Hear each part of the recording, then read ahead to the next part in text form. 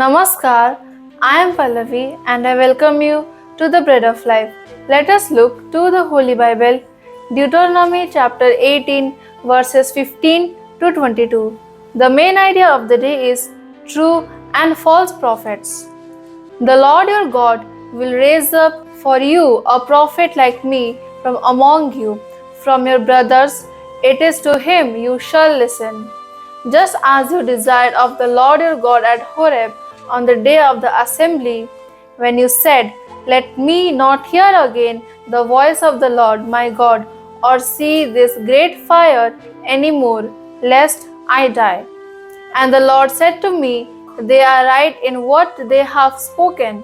I will raise up for them a prophet like you from among their brothers, and I will put my words in his mouth, and he shall speak to them all that I command him. And whoever will not listen to my words, that he shall speak in my name, I myself will require it of him.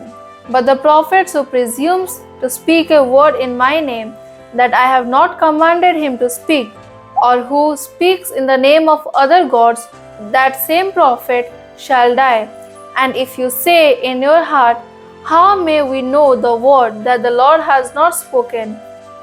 When a prophet speaks in the name of the Lord, if the word does not come to pass or come true, that is a word that the Lord has not spoken. The prophet has spoken it presumptuously. You need not be afraid of him. Let's understand the word of God. When God appeared on Mount Sinai, the Israelites were filled with fear at the voice of God. They said they did not want to hear God's voice directly. After this, Moses acted as a messenger of God's words to the Israelites. God said he would continue to send prophets like Moses to speak to the Israelites. How could they discern what were true words from God and what were not? The words of true prophets would come true. However, what false prophets said would not come true. God warned the people to not listen to false prophets, but give ear to the words of true prophets. May the Lord bless us with this word. Let's pray and practice. Dear God, thank you for your wonderful words.